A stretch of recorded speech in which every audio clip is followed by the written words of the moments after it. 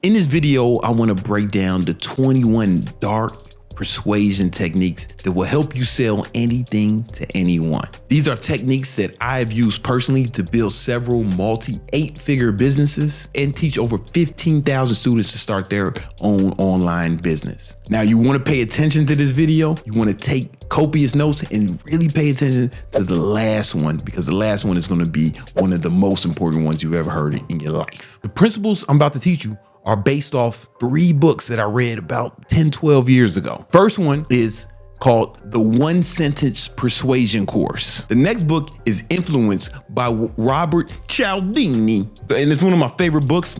I've read this, no bullshit, over 100 times. There used to be times I listened to this audio version of this book and just rerun it back. So every day I'm at the gym, walking around, I would just keep listening to that book. It is fantastic. And every time I learn something new. And then the third book is a book I used to keep secret. I like this book so much, I used to not talk about it publicly. The reason I didn't talk about it publicly was because I didn't want my competitors to get the knowledge in that book and be better suited to compete with me. But now I'm so rich and successful that that word competitor is used very loosely on my part. Just because you study the Bible don't mean you competing with Jesus, right? These motherfuckers can't really catch up. All right, let's get into it. The One Sentence Persuasion Course is built around this one sentence. People will do anything for those who encourage their dreams, justify their failures, allay their fears, confirm their suspicions, and help them throw rocks at their enemies. And we're gonna break down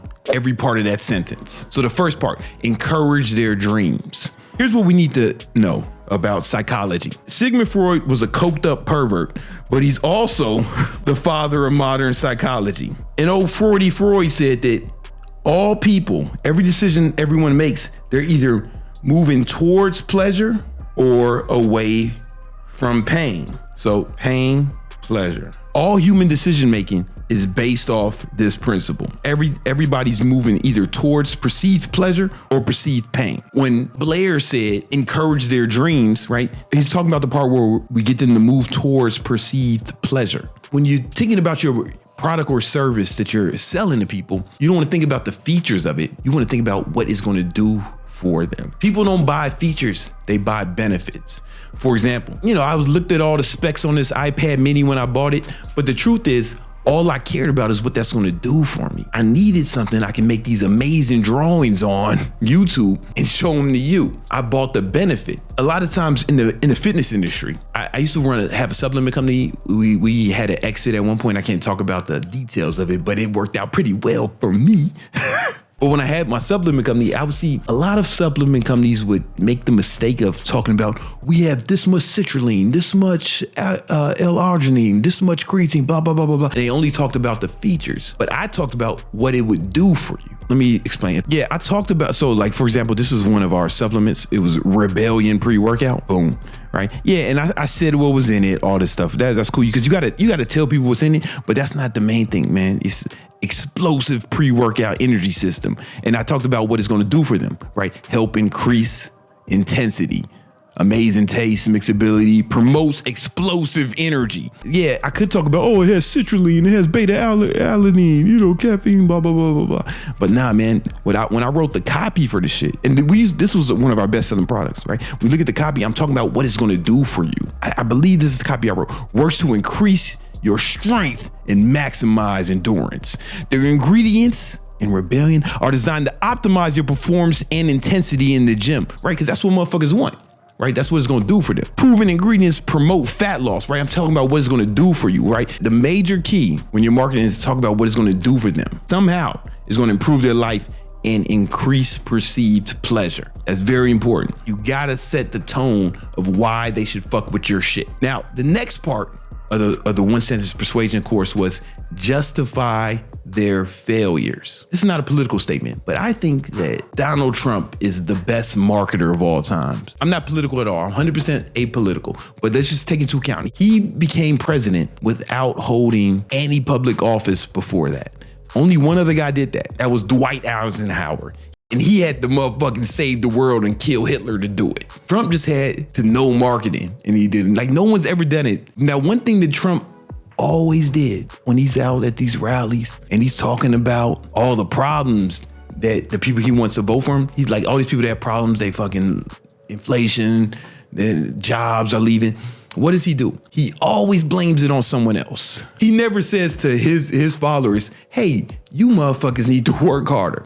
Hey, oh, jobs are leaving your state. Jobs are leaving this shit fucking town you live in. He's now telling them to move. Cause that's the logical thing to do, man. If like the jobs are leaving your town, fucking move. The fucking migrants got enough sense to go to where the jobs are. Instead, what he does is he says, hey man, it's China's fault. It's illegal immigrants. Meanwhile, I ain't never seen an immigrant doing a motherfucking job I wanted. All the immigrants I see are delivering my motherfucking Uber, washing dishes at restaurants, or editing my videos. He always fucking blames someone else for his constituents' problems. Think about that.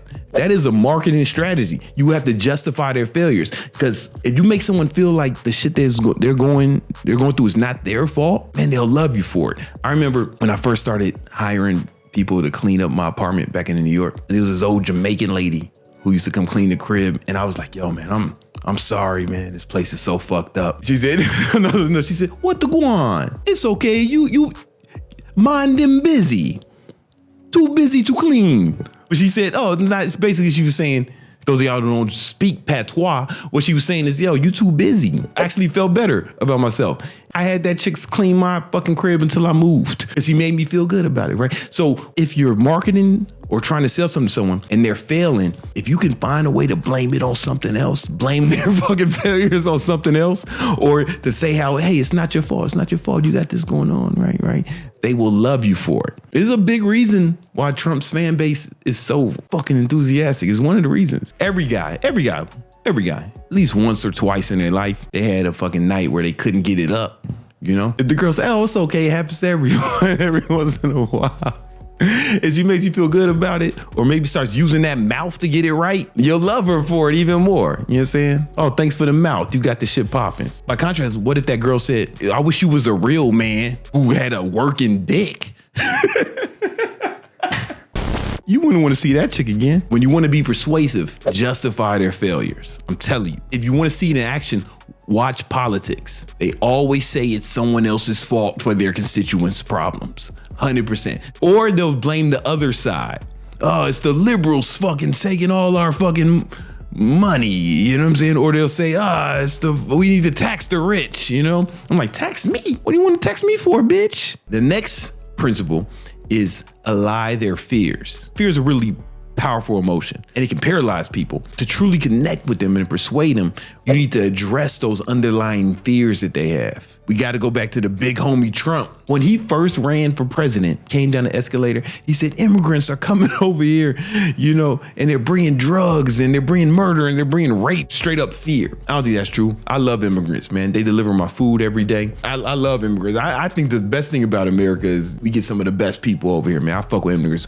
I'm not making a political statement. I'm saying he used fear to galvanize his base. But that goes back to what the homie Freud was saying.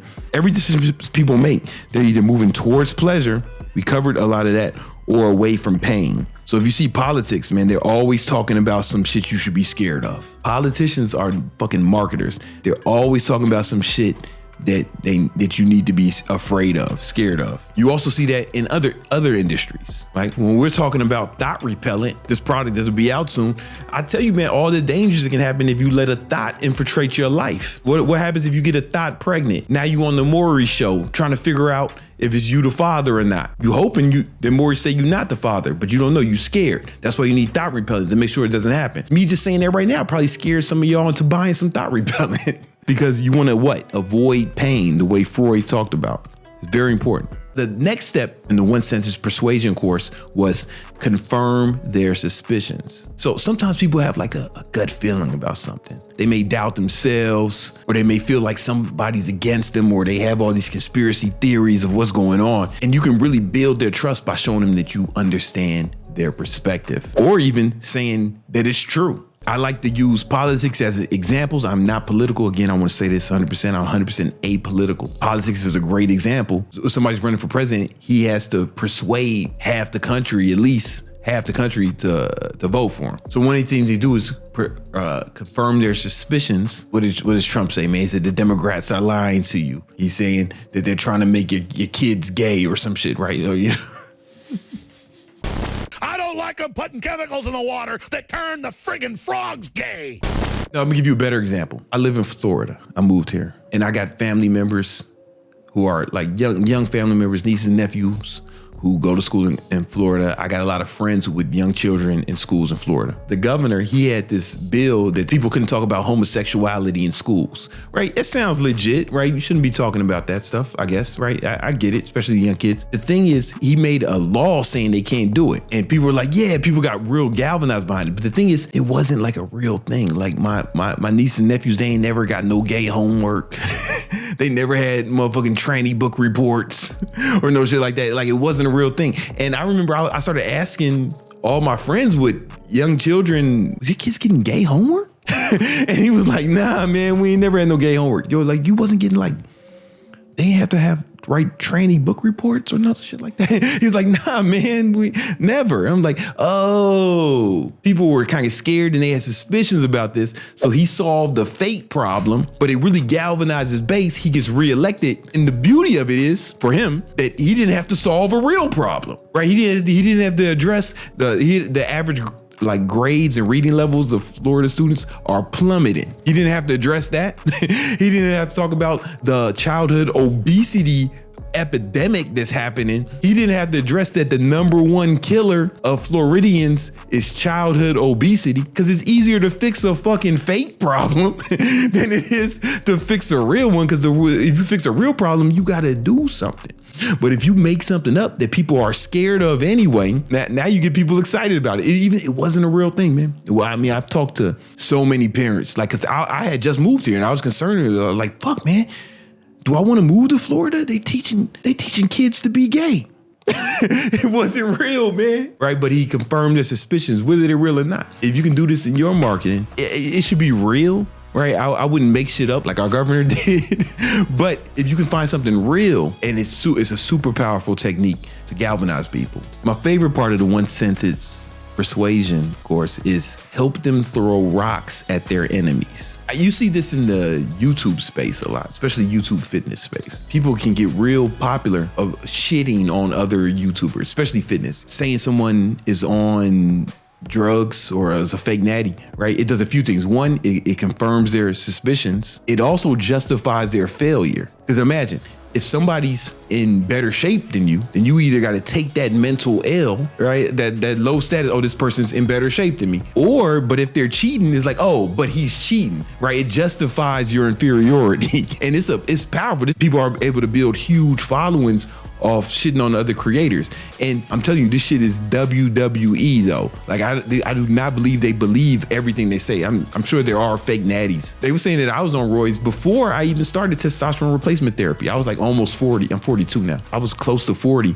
when I started testosterone replacement therapy, and I was 100% transparent about it. I did a whole documentary about this shit, but people were saying I was on it before for years. Why? Because, man, what that does is it makes me their enemy. It's like, oh, I'm not a failure. Brand is not in shape because he hasn't skipped a workout in over 2 decades. It's not because he tracks everything he eats in MyFitnessPal for fucking 20 years. That's not why. It's because he's cheating, right? I get it, right? It galvanizes the base. How do you use something like this in your marketing? How do you help them throw rocks on the enemies? Well, again, if you bring back to politics, if you're a Republican, you say, hey, man, it's the fucking gays. He says it's the trannies. The trannies are doing it, right? Meanwhile, the transsexual population is less than fucking 1%. I never see none of these motherfuckers.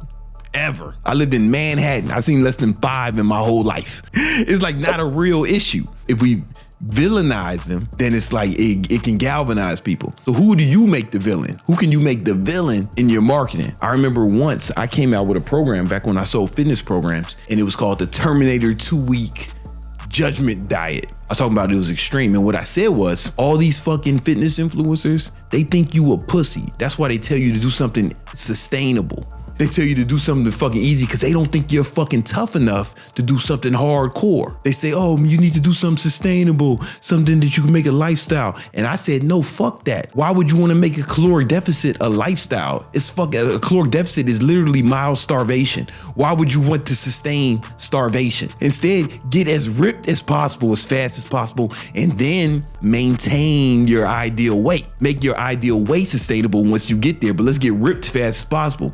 And I said, these other influencers, they don't want you to do that because they think you are a fucking pussy. They don't think you're tough enough to do nothing hardcore. And you know what? They might be right. And I made the fitness industry was the enemy. It's their fault that you still fat because they got you on this pussy shit in the name of it being sustainable. What you need is some fucking hardcore. We made 100 grand off that in the first week. It'll launch. Now I want to move on to one of my favorite books. This book is like the Bible. It's like the marketing Bible for me, right? No disrespect to the big homie J-Rock. And it's called Influence by Dr. Robert Cialdini. And he has basically 6 what he calls weapons of influence that can help persuade people into doing things and influence them into making decisions that are favorable for you. The first weapon of influence that Cialdini talked about was called reciprocity, meaning when you give something to someone or help them with something, they're more likely to want to help you with something or give you something. This is Cialdini, not me. I ain't trying to get canceled, but he was in the book talking about how like some women are really weary about accepting gifts from men or even dinners because there's a psychological pull that makes you want to do something for them or be more. That's Cialdini. Don't cancel me. How can you use this to make more money for yourself? One thing I tell my students who I teach how to grow their online fitness business, I teach them one strategy to give away something free to their audience. Instead of when you're marketing, you're like, hey, buy my shit, buy my shit. No, you first of all, you give them a lot of good advice, right? So you're giving out free advice, boom. But then you can give them something free. Sometimes it's a free course, sometimes it's a free ebook. And the thing is, it has to be good. This won't work if you give out some bullshit. People think they can just throw some bullshit together. No, it has to be good. It has to be helpful.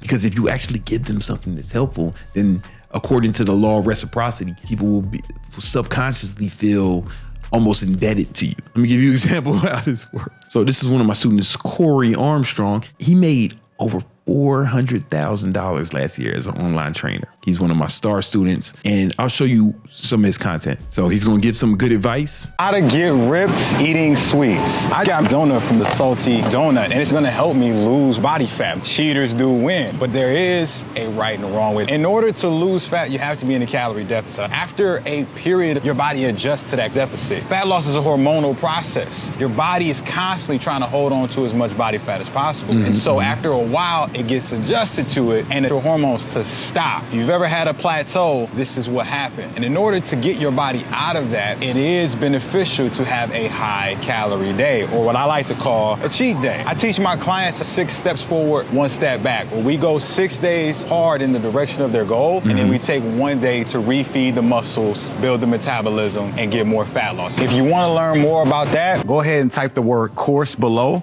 and I'll send you the free Big Belly Blaster course. All right, so he's doing a few things here that I teach my students. One, he gave away a lot of free advice in the actual video, right? This builds goodwill and it actually helps people, right? He's giving advice that helps people. At the end, type the word course and I'll send you my free course. Boom, you see these people typing course in here, boom. And he's sending them free courses, right? The course has to be good and the content has to be good. It won't work if you're giving away some bullshit. It just won't work. What happens is those people are easier to sell to him because he done helped them twice and gave them a bunch of free shit. Does that make sense? It builds reciprocity, as well as they know him and like him and trust him more because he's giving away so much game for free.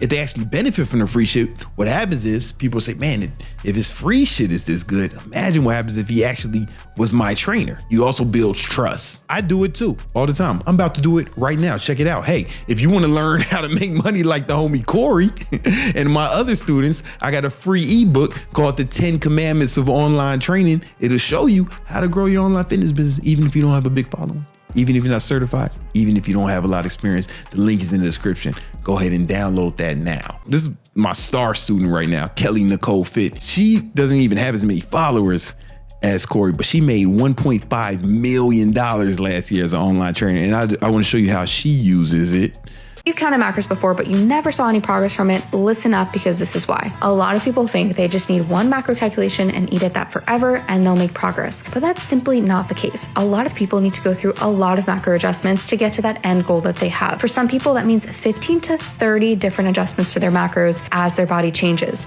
If you don't know when to adjust your macros or how to adjust them, comment macros down below and I'll send you my free macro adjustment cheat sheet. All right, so cool. So she gave some advice in the video that's helpful. Boom. But then she's going to show you how to adjust your macros too, give you the cheat sheet. Comment the word macros below. And then you see all these people commenting macros. Boom. She made $1.5 million last year. I helped her write like some of the ebooks that she put out, and she's doing fantastic. Again, if you want to see it in action, go ahead and download the free ebook, The 10 Commandments of Online Training. And you can see if online training is even right for you. It may not be something that you're into, but you know, my students are making a lot of money.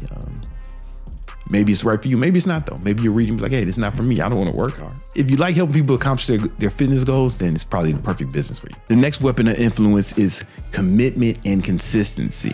What Cialdini says is, once we make a commitment, take a stand, or express a point of view, we feel pressure to behave consistently with that commitment, right? It's a subconscious thing. We desire to appear consistent to others. This is why it's so difficult to change someone's point of view, especially like on politics or something. If somebody came out and said, I'm a Democrat, or I'm a Republican, you're basically never going to get them to vote for the other side. They made this public declaration, and we have a subconscious bias towards wanting to remain consistent. So Cialdini gave some examples of studies that were actually done when they would ask people to put signs on their lawn for some cause. And they went around asking a bunch of people to do it. And almost all the people said, no, I don't want to put your fucking sign on my lawn. Dummy, get out of here, right? Then they ran the experiment again. And they asked people to just sign a petition that said that they were in favor of what the sign said, but not asking them to put a sign on the lawn. Just sign a petition saying that, hey man, I'm in favor and this is something I fuck with. I'm down with this, right? Then they went back a little bit later, and the people who signed the petition saying they were for the cause, they were more than twice as likely to agree to put the sign on their yard. And the only thing that happened is they made a small commitment. Now they want to seem consistent. When we were younger, we called this the just the tip strategy. Once you get a little bit of consent, it's easier to get further consent. Consent is important. How to use this in your marketing. One thing you'll see a lot of marketers do, they'll sell you something super cheap at first. Sometimes this is called a tripwire. Then they'll offer you more expensive things down the line. And for example, once I was at a strip club, long time ago, back before, you know what I'm saying, back before I found the Lord. I was at the strip club called the Spearmint Rhino in Las Vegas, Nevada, with my boy, white boy Brian. We went to the stage. The strip club DJ was like, "And now, welcome to the stage, Cinnamon." And this Caucasian woman came out with long red hair. Presumably that's why her parents named her Cinnamon. And she started twerking that thing, and I was like, no me gusta gringo. But Brian, he was very enamored with her white physique. And she started twerking that thing in front of him, and he was putting dollars in it, right? When she got off the stage, she didn't come to me, man. She didn't come to me. I wasn't tipping her at all, I was trying not to throw up in my mouth. She went straight to Brian, right? Because he had already tipped her. Because it's easier to sell to somebody you've already sold to because of what? Consistency, right? When you tip a girl on stage, what does she do? Those of y'all who've been to strip clubs, Yeah, she's gonna ask you if you want to dance. Typically gonna go to the person who tipped her first because it's easier to sell to someone you already sold to. And if what you sold them initially was good, then they'll trust you more. Kind of the way it's easier to have sex with someone you've already had sex with. Anyway, she starts dancing. Brian gets like 2-3 dances for $25 each or $20 each, some shit, right? She said, you want to go in the VIP room, right? She keeps upselling them, right? And Brian's excited to do it, right? Because it's easy to sell to somebody you already sold to, right? So Brian's in the VIP room. Somehow I ended up in the VIP room too. I don't really remember what happened. I drank way too much that day. I get out the VIP room and I'm like, yo, white boy Brian, we got to get up out of here, man. And he was like, I already left. I'm in the cab with Cinnamon, headed to my hotel. And I was like, oh shit. And I had this like real unique feeling of both pride, because he's like my little brother, pride and extreme jealousy. I hop in the cab and I head to the hotel room. Now our hotel's rooms were adjacent to each other. I get out the elevator, I'm walking to my hotel room. Down the hall, I see Brian open the door with his shirt off, and then Cinnamon comes out fully clothed, and he walked away. And I'm thinking like, dude, man, that was like 7 minutes. You need to learn some breathing exercises or learn how to do Kegels or something, man. Like, and he was like, nah, man, I didn't even have sex with her. I was like, why? He said she wanted $500.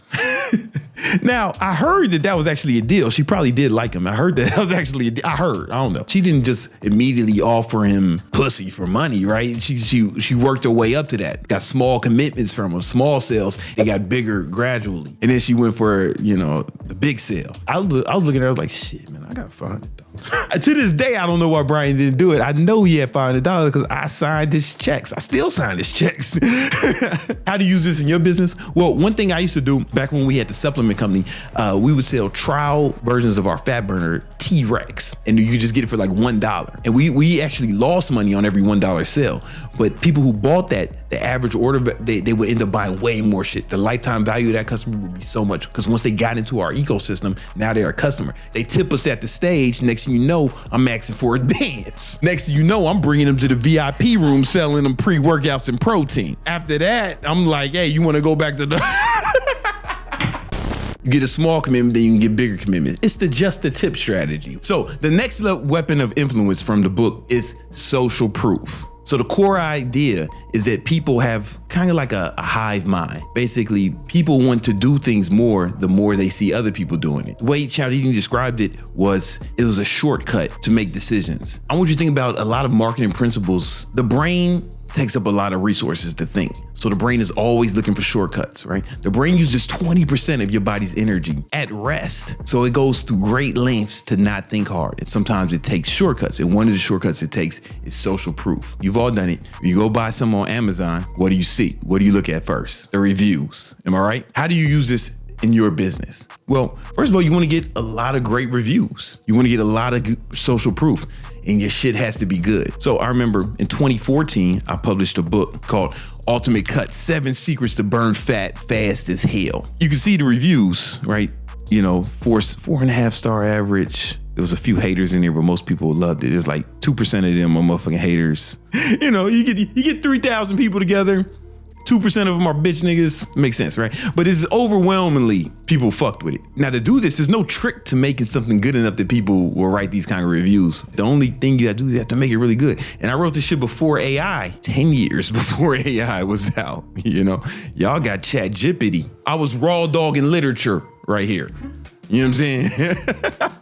Here's the thing though. How did this help my business? So this book, I wasn't trying to make money off the book. I did make some money off the book, but I wasn't trying to. I priced it the cheapest Amazon would let me price it on Kindle, right? But the key was in the book, I talked about a fat burning supplement we had called T-Rex back when I had my supplement line. And the first week this book came out, we fucking sold out of that shit. Because the book was good, right? And it was good information in there. This was really the thing that kind of helped me take my supplement brand to the next level was this book, right? It was a kind of a Trojan horse. I snuck some marketing into the book. It worked out really well. But the social proof, and there was a time, I'm telling you, there was a time, not anymore, but if you type burn fat on Amazon, this will come up on the first page. But I made sure it was good. So that's what you want to do with anything you have, right? You want to really go out of your way to get social proof and to get referrals. Any of you guys ever had girlfriends? You notice that like women start liking you more once you have a girlfriend. It works like in business. If you have a good friend group, people refer you friends, right? People are always talking shit about you. Then it would be difficult to make even friends. Like it works like this with everything. You definitely need to get the social proof popping. My business now, High Ticket Trainer, where I teach people how to grow their online fitness business. The main way that I promote it is just testimonials from my successful students. So testimonials are a good way. Reviews, testimonials, and just word of mouth. That's really the best marketing because that does the sales for you. You don't have to convince anyone of anything. The next weapon of influence by Robert Cialdini to help you sell more is liking. People have to like you or like your business in order to make purchases, right? If they don't like you or they don't like your business, even if your product is good, they won't fuck with it. Let me give you an example. Tesla's market share has been plummeting all year. But who were the main people buying Teslas, right? Fucking liberals, right? Liberals. Because those are the people who want to save the environment, right? Like most conservatives, they don't really fuck with climate change at all, right? They don't even believe in that shit, right? Who believes in that shit? Liberals, right? So Teslas were pretty much primarily bought by liberals. Eli, the CEO of Tesla, he came out in support of Donald Trump. He was wearing the MAGA hat, jumping up and down. He did a few Nazi salutes. Those weren't exactly in line with, what his core market believed in. So what happened? People stopped buying Teslas. The resale value of the Cybertrucks is so bad that Tesla won't even take them in for trade-ins. Tesla won't take in its own car for a trade-in. That's how bad it is, right? Because he flipped the whole ideology of the brand. The brand was all these liberals who want to save the planet. That's why they drive in a fucking electric vehicle. Almost all the people I know who have Teslas are fucking vegans or some shit like that. Those people traditionally aren't MAGA supporters. So he really fucked up the brand. And that's why you see the stock basically plummeting all year ever since he's been fucking with the homie Trump. I'm not saying it's good or bad. I just want to illustrate that your product can be really good, but if people don't like you, they're not going to fuck with it. The car didn't change. Same ugly fucking car that looks like a goddamn futuristic Lego machine. The Tesla, the Cybertruck, it's the same shit. People fucked with it before, but they don't fuck with it now. The only thing that changed was the branding around the CEO. Now, the same people who used to look at Tesla as aspirational, they're fucking bombing that shit. All right, so how do we use this to our benefit? What I tell my students to do, the people I train in businesses, to think about who your target market is, think about their dreams, their hopes and aspirations, and become the embodiment of it. Like become the embodiment of your target market's dreams and aspirations. How I did when I was first starting my online fitness business is I was focusing on my target market, which was young men. That's who was my target market. So what I did was I thought, okay, a guy who's in between the age of 20 to 30, what's he into? What he really wanted is motherfucking girls. In fact, a guy that age is difficult for him to think of anything but girls. So in almost all my videos, I had some girls that I knew in it. I put girls in the video, not to be inclusive or to include women in it or like this is a motherfucking Marvel movie or some shit. No, it was to attract the dudes. I wanted them to look at me and be like, oh, this guy is living the life I want, right? He's ripped. He's in shape, he's got some bread, and he's got beautiful women around him consistently all the time. And I knew that's what my target market wanted. So when I embodied that, at least from a marketing perspective, I didn't even have to make like crazy claims about the product because they liked it. If you do this well enough, the product doesn't even have to be as good. It can be some regular shit and it can be fine. Like when I had a supplement company, we weren't fucking changing the game. We weren't inventing new compounds. We had good formulas. I put together good formulas and it tastes good. But you could find shit in GNC that was competitive or like around the same quality. You probably find some shit that was better. The bigger companies, they had more resources than me. I was just a fucking dude in Queens. The marketing was way better, so they started to like it more. And for example, Kylie Jenner became a billionaire off the same shit. My girl, she got some Kylie Jenner makeup and shit. And I was like, yo, is this shit like way better than Revlon or Maybelline or the other shit? And she's like, nah, it's pretty much the same. Why buy it from this chick as opposed to, CVS where you can get the Revlon and all this shit? Because they like her. Liking is super important when it comes to marketing. The more they like you, the easier it is to sell to them. One caveat, it's gotta be good. Like this has to be a threshold of quality. You can't sell them no bullshit because then they will like you less.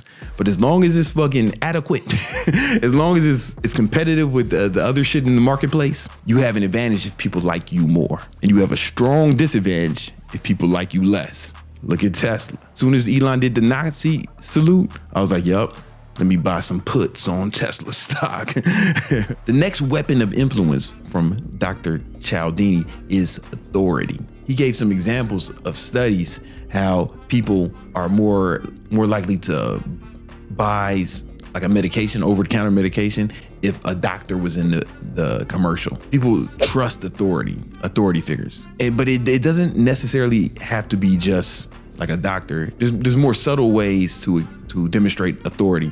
For example, there was a study in the book where they had a guy dressed in regular clothes. He looked like everyone else. He would cross the street before he had the light, and they were trying to see how many people walked with him. When he was wearing regular clothes, some people walk with him, but not everybody would do it. They put this guy in a sharp ass suit, same guy, same street, just a different suit. He was dressed in clothing that conveyed authority. And then he went across the street, and more than twice as many people started crossing the street when they saw a motherfucker with a suit do it. This was to demonstrate that people are really influenced by authority. How do you do this? In the fitness industry, right, there's a lot of guys who got really popular on YouTube. I'm thinking like Jet Nipper and guys like that. Instead of just saying something, they would show you the science. I could say the same shit. In fact, sometimes I would say the same shit, right? And we were like, oh, that's bro science. And I'm like, oh man, nah, I'm just not on some nerd shit, right? I don't mean that in a derogatory way towards Chef. I fucks with him. I'm a subscriber. I'm a fan. He'll say the same shit, but then show a study, and then people are like, "Oh yeah, I guess so." This motherfucker could have threw up anything. You motherfuckers wasn't reading. You wasn't you were not out here fact checking, Jeff. But the fact you just see threw one on the screen, it could be anything. So that's when I said, fuck it, man. I started doing that shit too. It was more convincing. I learned that from Jeff. But that's one thing you could do. Also, when it comes to marketing your product or service, though, you can become an authority. One thing I tell my students who I teach to grow their online fitness business, any credibility markers that you have, yo, you should show them, because it gives you authority and people will believe you more. So if you're in great shape, you need to actually show your body, because people need to believe it, right? You know, when I'm doing a fitness video, I got my shirt off. I might even spray some fucking shit on myself to make myself look like I'm sweating. I want my muscles to glisten. So you're like, oh, this guy might know what he's talking about. Sometimes I get guys who are in the military and I'm like, yo, you're in the military, why don't you have that shit Army vet in your bio? That's a credibility marker, man. Now you're not just some fucking guy, you an ex-Marine. You want to show any kind of credibility, or you can be next to people who have credibility. So like when Nima trying to sell his video edit and shit, he was like, yo, I worked with Brandon Carter, and people were like, Brandon Carter, you worked with Brandon Carter? And you'll see this when like a lot of brands, big brands like Nike will get an athlete, right? It's one thing if Nike says their shoes are awesome, right? But if Ja Morant says those shoes are fucking awesome, then it's like, all right, cool, man. If I was Smith & Wesson, I'd get John Morant to endorse. I'd give him his own signature, 9mm. Man, Shaq endorsing anything. He's an NBA champion, MVP, Olympian, all that shit. When a rich motherfucker say this Papa John pizza is lit, I'm a believer, man, because Shaq's big, fat, rich ass, he can get the best shit. This rich fat boy said that shit? A Shaq-a-roni pizza must be delicious. Or you see with fitness brands, they pay influencers, right? They're trying to get credibility or authority because they get people who have authority in that space. But you want to make sure that the people have credibility if you attach your brand to someone else or yourself, right? You want to have credibility, right? If Nick Cannon was out here endorsing contraception, you know, I'd be like, that's the shit I need to stay away from. You know what I'm saying? You can attach authority to your product or service, either by you becoming an authority, maybe you need to get more credibility marketers for yourself, and or bring in other people to endorse your product that has credibility, or get evidence from credible people. These would be like academic studies, shit of that nature. The next weapon of influence from Cialdini is scarcity. People want what they can't have, and they don't appreciate things that are in abundance. This is why, you know, a lot of like luxury watch brands, they'll limit production. They could make more Richard Milles, right? They make it difficult to buy. It's difficult to just go in to Richard Mille or Rolex and just buy a Rolex. I know, I tried.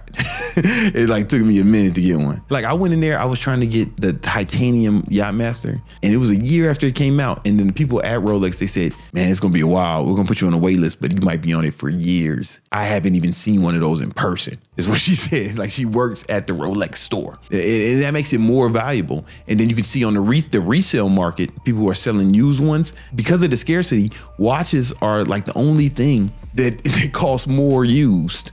A used gray market watch will cost more than retail because you can't just go buy it retail. So scarcity is something you can utilize to really get people to want things more, right? You'll see other companies do this even on Amazon. Sometimes you'll go on Amazon and they'll say, only 3 left, hurry. You probably bought that shit right away. I know I have. That shit could be a lie. It doesn't have to, and I'm not saying you should lie, right? But I'm just saying, that shit works. Like the scarcity, people want what they can have and they don't appreciate what they can get easily. For example, I think Cartier makes great watches, fantastic watches, but you can just go in the store and buy a Cartier, right? They don't have the same kind of manufacture scarcity. It's still the #2 watch brand in the world, so they're doing great for themselves. But as a result, a used gray market secondhand Cartier is significantly less than a retail Cartier, because you could just go in the store and buy a Cartier, right? A Rolex is gonna be above retail most of the time. And it's all because of scarcity. This is why fucking diamonds are so expensive. They look nice, right? But the truth is it's just scarce and difficult to get, and they take fucking thousands of years to make natural diamonds. And that's why lab diamonds are cheap. If you get lab diamonds where they're making them in the lab, they make them in a day and they can make unlimited supply of them. So it's cheap, right? They're almost identical, but because one is scarce, it's more expensive. How do you do that with your product or service? Well, I tell my students to take advantage of that. For example, I teach people how to grow their online fitness business. And one of the things I teach them to do is to actually say how many spots you have left. Hey man, I only got 5 spots left, right? Say it's the truth, because you can't train an unlimited amount of people unless, of course, you start hiring coaches underneath you, which a lot of my students do. My students who make like big money, like the students who make over $1 million a year, they have coaches who work underneath them. But the ones who are making like, tens of thousands of dollars per month, they're doing it all themselves, and they can't take unlimited amount of people unless they start adding to their business, adding employees, right? Because the average online trainer can only manage about 50 clients. So start saying it, man. I got 5 spots for online training. When people say shit like that, they really fill up, because people are like, oh, it's scarce now. They want it now. Matter of fact, if you guys want to learn more about how to grow your online fitness business, I actually have a free ebook called The 10 Commandments of Online Training, and it'll show you how to do it. Hit the link in the description. Right now, you can download it for free, and it really just give you a lot of game on how to grow your online fitness business, how to grow your following, how to stand out amongst a crowded market. And this is even if you don't have a big following, even if you're not certified, even if you don't have a lot of experience, it will show you, it will really give you the game on how to get it popping, right? But scarcity is something that you definitely want to utilize. It has to be true. If you got a bunch of inventory, you can't lie. But if you only got a few left, they need to know that. They need to know that. These next techniques are going to come from a book that I like so much, I used to never tell anybody about it, because I didn't want my ops or competition to get their hands on it, because I felt like it was so good and not a lot of people knew about it. But I'm gonna share it with y'all because I'm actually rich now, and to compete with me will be a dubious proposition, to say the least. This book is called Secrets of Power Negotiating by Roger Dawson. This one is about negotiating. The One Sentence Persuasion book was more an overview. Influence was more concepts as well. This is more on the ground level. One of my first takeaways from his book, when this is going to be secret number 12, is always make the other person feel like they won. Always make the other person feel like they won. So when you're negotiating with someone, you never want them to feel like you beat them or you hurt their ego. Because a lot of times you'll have to work with this person you're negotiating with, or if they're a client or whatever, you want to feel like they won. Even if it was your plan all along, you got exactly what you wanted, they should feel like they won. A good example in the book was Roger was about to speak at some event, and there were some people in front of him, and they were talking about Roger, but they didn't know he was behind him. And one of the guys said, "This next speaker, man, I heard if you talk to him long enough, he'll take the gold out your teeth." And Roger interrupted and said, "If you take the gold out your teeth, that's stealing. If you give me the gold from your teeth and then thank me for it, that's negotiating."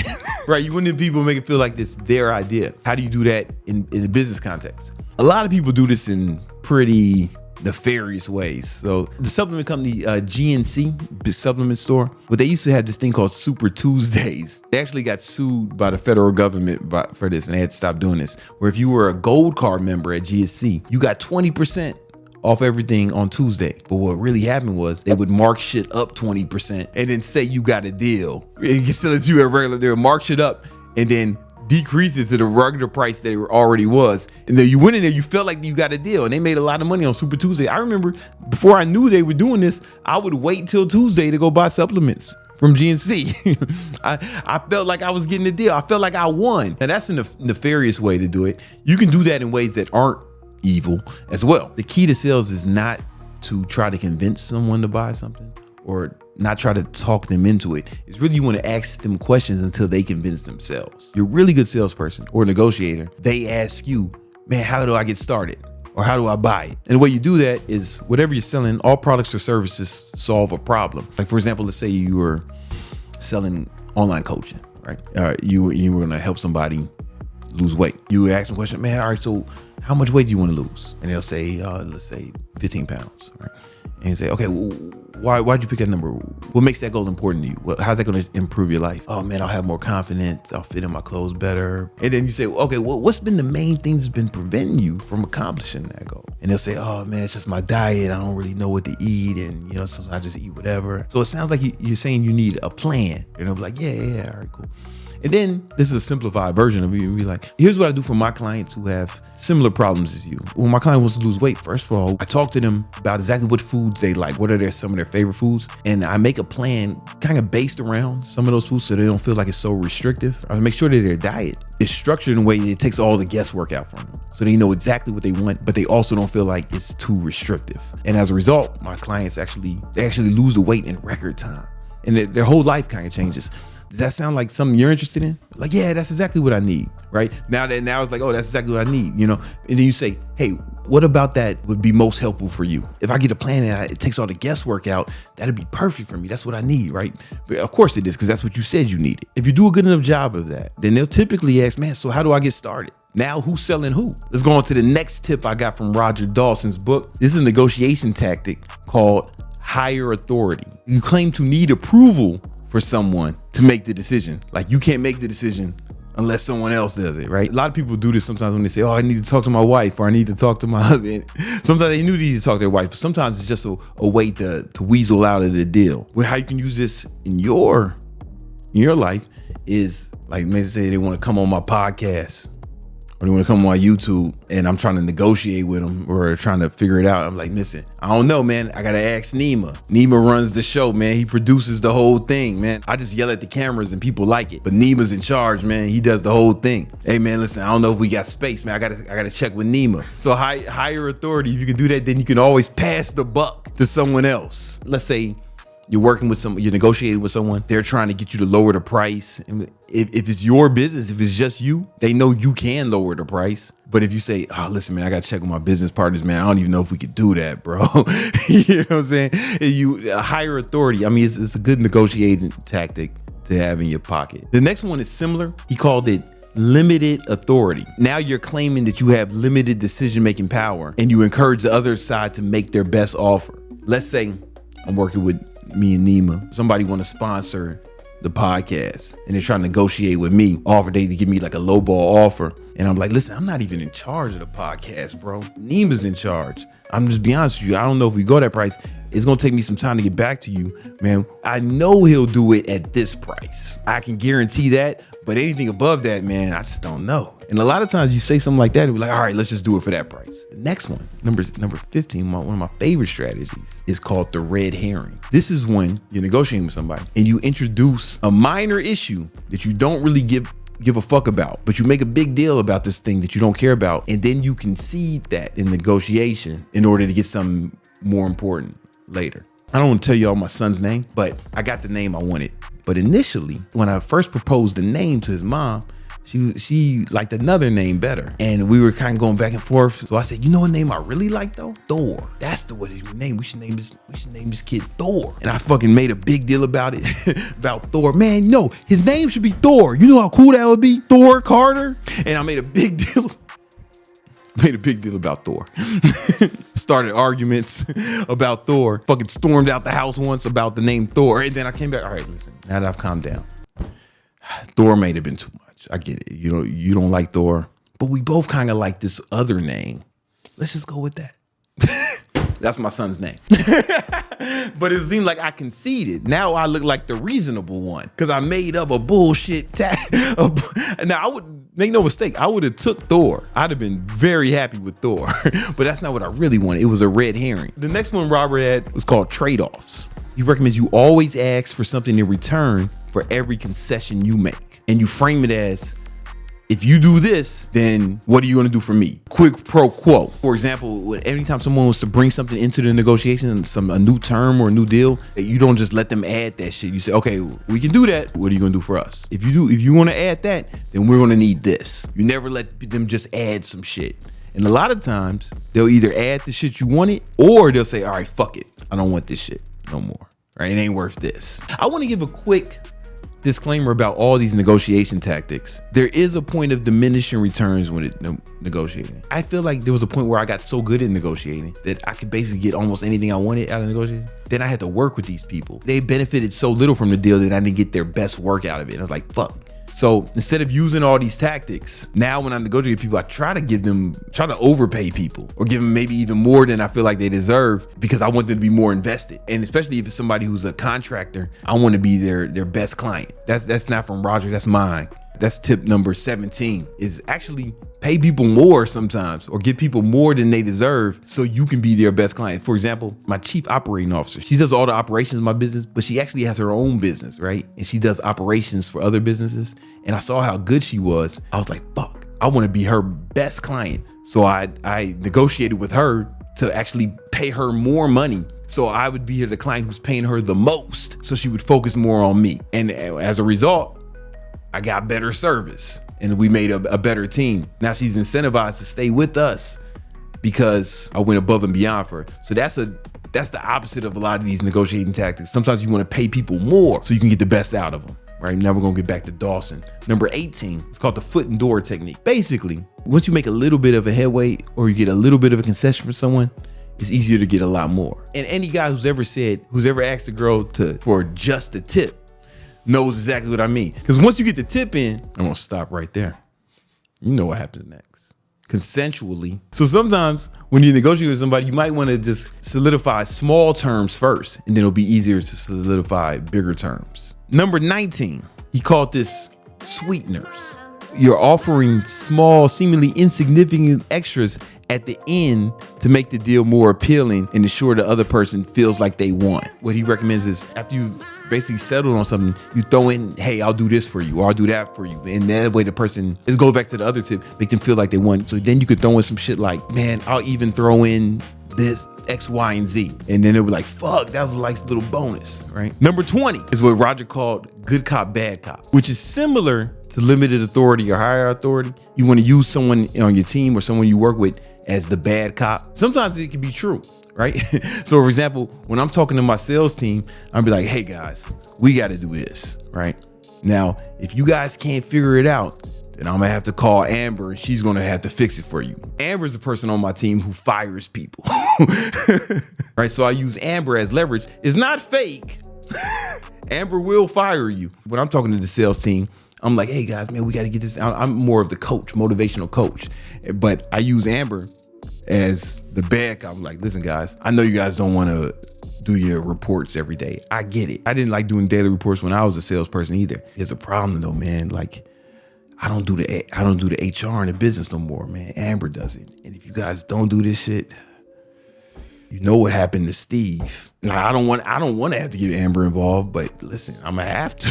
Some of y'all who had dads growing up, your moms probably did some shit like, hey, I'm gonna tell your father. Number 21, withdraw. In extreme cases, you need to be prepared to withdraw your offer. And that can be a powerful tactic to force the other party to reconsider their position. But you have to mean it though, right? You don't want to be throwing out bullshit or just threatening people. You have to really listen. If it's not gonna work, then we're gonna get out of here. If they wanted more, they'll be willing to reconsider their position, right? Be willing to walk away at any time. Listen, guys, you don't need to negotiate if you don't got no business, if you're not doing any business with anyone, right? Here's the thing. If you want to learn how to grow your online fitness business, I've taught over 15,000 people how to grow successful online fitness businesses. If you want to learn how, you can do the same. I have a free ebook called The 10 Commandments of Online Training. Click the link in the description and you can get it for free. All right.